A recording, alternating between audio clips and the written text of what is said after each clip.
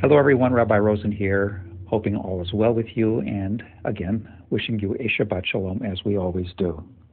This week was an historic one for the world. It marked the 30th anniversary of the fall of the Berlin Wall, a sign of an incredible revolution in world affairs that saw that amazing symbol of oppression and division finally come to its own ruin and usher in not only the reunification of Germany, but also the sense that the Cold War had come to an end and that the West had won. How many people at that time thought this was the ultimate and perhaps even final victory of the West in a clash of civilizations between the East and West, and something that would yield the enduring power of the United States as a permanent force for good throughout the world? Things did not work out the way many had imagined. In short order, there was to be a whole array of challenges that nobody was able to foresee.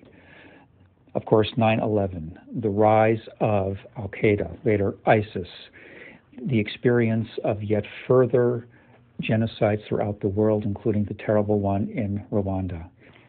Sometimes we just assume too much, thinking that earlier situations will always yield insights useful in the present.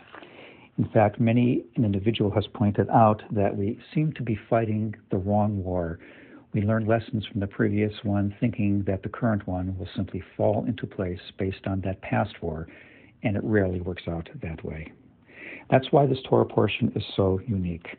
We are told that Hagar, who is banished along with Ishmael into the desert, is in total despair. She is near a plant, wanders off to a distance where she sits down and she sobs. God hears the crying of the boy and calls to Hagar, telling her not to despair, because her son will become the ancestor of a vast nation. And, it says further, God opened her eyes and she saw a well of water, and she gives her son water to drink. God does not create a new well. The well was there all the time. It was just a matter of having her eyes open to the realities before her. In all kinds of arenas of life, this is one of the most useful lessons we might imagine.